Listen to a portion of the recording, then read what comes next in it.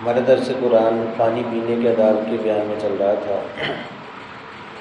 تو یاد رکھیں، ہر چیز میں اگر ہم سنت عمل کو دیکھیں گے، سنت کی نیت کریں گے تو اللہ رب العزت اس میں اجر عطا فرما دیں گے۔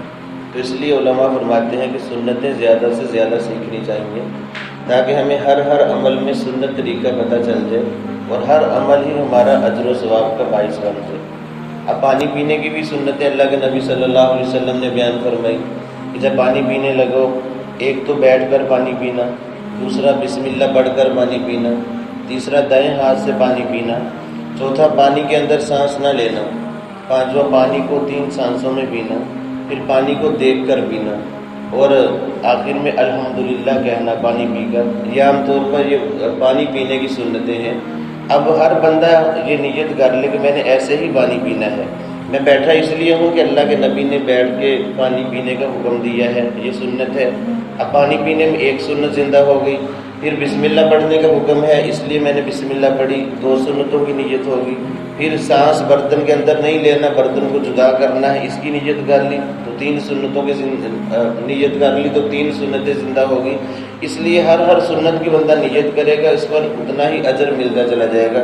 اب دیکھیں، صرف ایک پانی پیا ہے اور اپنی ضرورت، اپنی پیاس ہم نے بجھائی ہے، لیکن کتنا بڑا اجر ہم نے اس ایک گلاس پانی کے اندر حاصل کر لیا۔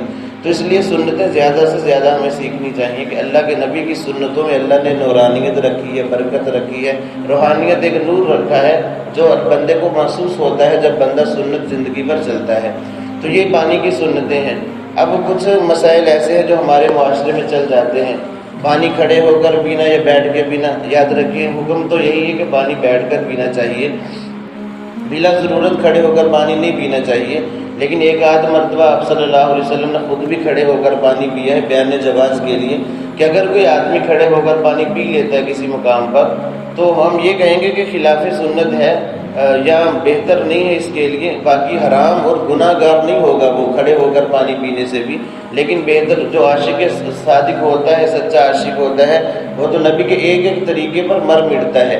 اس لیے بہتر تو یہی کہ بیٹھ کے پانی پی۔ اگر کبھی کبھار کسی نے کھڑے ہو کر پانی پی لیا ہے تو یہ جائز ہے، کوئی گناہ نہیں ہے، حرام نہیں ہے، اس پر کوئی فتویٰ نہیں لگانا چاہیے، لیکن بہتر طریقے کی طرف ہمیں آنا چاہیے۔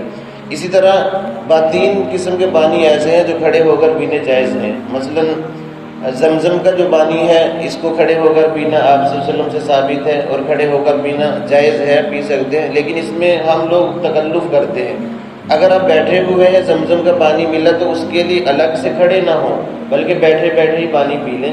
اگر آپ کھڑے ہیں، پانی آپ کے پاس موجود ہے، آیا ہے، تو کھڑے کھڑے زمزم کا پانی پی لیں۔ اس کے لیے الگ سے کھڑے ہونا یہ بہتر نہیں ہے، بلکہ بعض علماء نے تو زمزم کے بارے میں بھی یہی لکھا کہ اس کو بیٹھ کر پینا افضل ہے، ادب و احترام کی وجہ سے۔ تو بہرحال آپ بیٹھے ہیں تو بیٹھے بیٹھے پانی پی لیں، کھڑے ہیں تو کھڑے کھڑے پانی پی لیں، یہ جائز گنجائش ہے۔ اسی طرح وضو کا بچا ہوا پانی آپ صلی اللہ علیہ وسلم سے ثابت ہے کھڑے ہو کر پینا، کیونکہ عام طور پر پہلے برتن میں پانی لے کر وضو کرتے تھے، تو اب کھڑے ہو کر وہ وضو کا بچا ہوا پانی پینا بھی جائز ہے، پی سکتے ہیں۔ اب ہم چونکہ ہمارے پاس یہ رواج نہیں ہے ٹوٹیوں سے وضو کرنا ہے ہم نے، تو ہم وضو کے بعد 1-2 گھونٹ اسی نیت سے پی لیں کہ پانی پینا وضو کے بعد کھڑے ہو کر یہ مسنون ہے، تو وہی بیٹھے بیٹھے 1-2 گھونٹ پی لیں، انشاءاللہ اس پہ امید ہے کہ سنت کا اجر مل جائے گا۔ اسی طرح ایک سبیل، مطلب راستے میں آپ جا رہے ہیں تو وہاں ضرورت پڑ گئی تو کھڑے کھڑے راستے میں پانی پی سکتے ہیں۔ اب یہاں بھی یہی ہے کہ اگر بیٹھنے کی وہاں جگہ نہیں ہے یا تکلف کرنا پڑتا ہے، بندہ مشقت میں پڑتا ہے، تو نہ بیٹھے، بس کھڑے کھڑے وہ پانی پی لے، جائز سے پی سکتے ہیں۔ حضرت علی رضی اللہ تعالیٰ عنہ کے بارے میں آتا ہے، کوفہ میں ایک جگہ جا رہے تھے تو کھڑے ہو کر پانی پیا، لوگوں نے بڑی حیرانی سے دیکھا تو کہنے لگے میں نے اسی طرح اللہ کے نبی صلی اللہ علیہ وسلم کو دیکھا تھا کہ کھڑے ہو کر آپ نے پانی پیا۔ اسی طرح بڑے برتن میں پانی پینے سے بھی اللہ کے نبی صلی اللہ علیہ وسلم نے منع کیا ہے، یعنی بڑے برتن کو منہ لگا کر۔ اس وقت مشکیزیں ہوتے تھے بڑے بڑے جن کے اندر پانی رکھا جاتا تھا اور اس سے پانی پیتے۔ اس میں خطرہ یہ، ایک تو یہ کہ آدمی مشکیزیں میں دیکھ نہیں سکتا کہ پانی گہرائی کے کوئی کیڑا مکوڑا اس کے اندر نہ آ جائے، اس کے منہ میں نہ چلا جائے کوئی سانپ بچھو کوئی ایسی چیز، خطرہ ہے اس لیے۔ اور دوسرا یہ کہ اچانک ممکن ہے کہ منہ کھل جائے، زیادہ پانی اکٹھا آ جائے تو آدمی کے لیے خطرہ ہے، بس اوقات وہ ہوتا آ جاتا ہے بندے کو، تو اس احتیاط کے پیش نظر اللہ کے نبی صلی اللہ علیہ وسلم نے منع فرمایا۔ لیکن بیان جواز کے لیے ایک دو مرتبہ خود بھی اللہ کے نبی صلی اللہ علیہ وسلم نے مشکیزے سے پانی پیا ہے۔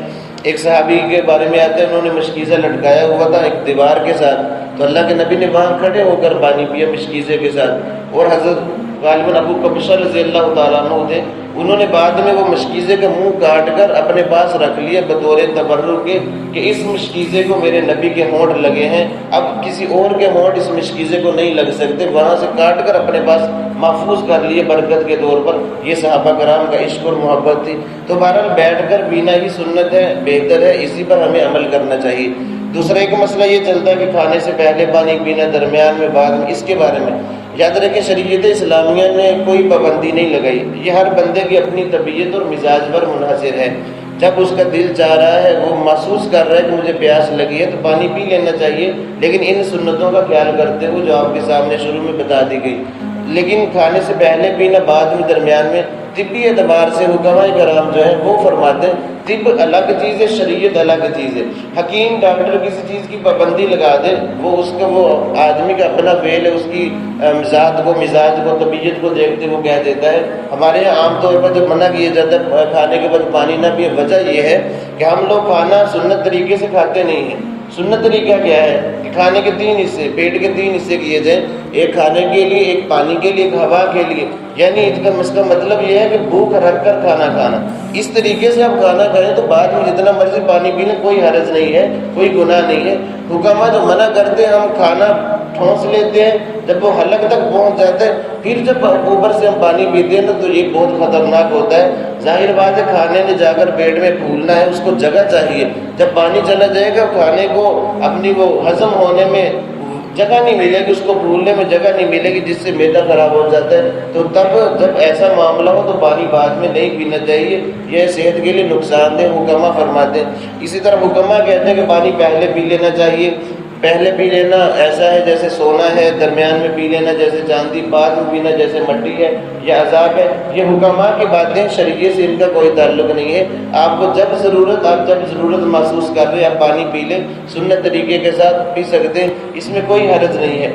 قرآن مجید نے عام ضابطہ بیان فرما دیا، کلوا واشربوا ولا تسرفوا، کیا لوگوں کھانے پینے میں کھاؤ بھی پیو بھی، لیکن اسراف نہ کرو، حد سے نہ بڑھو۔ جو شریعت نے مقداریں بتائی ہیں اس کے مطابق کھانا چاہیے۔ اور عام طور پر لوگ زیادہ کھانے پر فخر محسوس کرتے ہیں، نہیں بلکہ کم کھانا یہ صحت کے لیے زیادہ اثر انداز ہوتا ہے۔ آپ صلی اللہ علیہ وسلم کا فرمان بھی ہے کہ مومن ایک آنکھ سے کھاتا ہے اور کافر 7 آنتوں سے کھاتا ہے۔ ایک مرتبہ کیا سالی کا معاملہ آیا تو کچھ دیہاتی لوگ بھی مدینہ کی طرف تشریف لے آئے، تو آپ صلی اللہ علیہ وسلم نے صحابہ کرام کی ڈیوٹی لگا دی کہ ایک ایک ساتھی کو کم از کم اپنے ساتھ لے جائے، رات کا کھانا کھلائیں، یہ ہمارے مہمان ہیں۔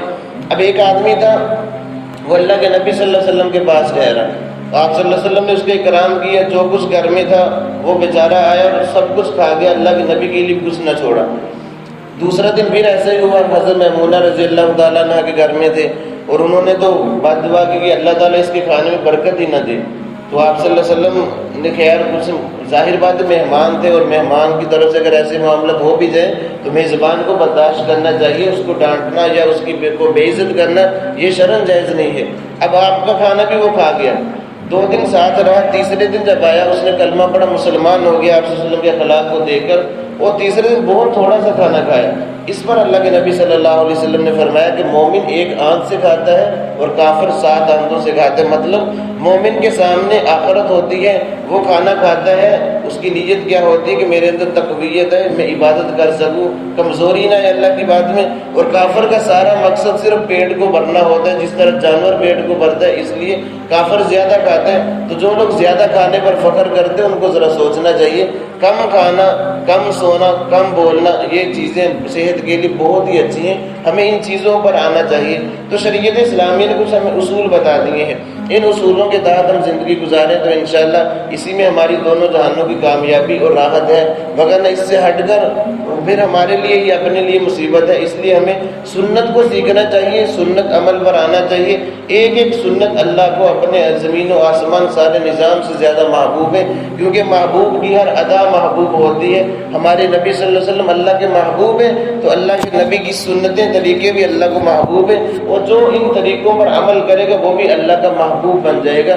ہر بندہ چاہتا ہے میں اللہ کا محبوب بن جاؤں، تو اس کے لیے سنت طریقے پر ہمیں آنا چاہیے۔ نقش قدم نبی کے ہیں جنت کے راستے، اللہ سے ملاتے ہیں سنت کے راستے۔ اللہ رب العزت سے دعا ہے کہ اللہ تعالیٰ ہمیں سنت کے مطابق زندگی گزارنے کی توفیق عطا فرمائے۔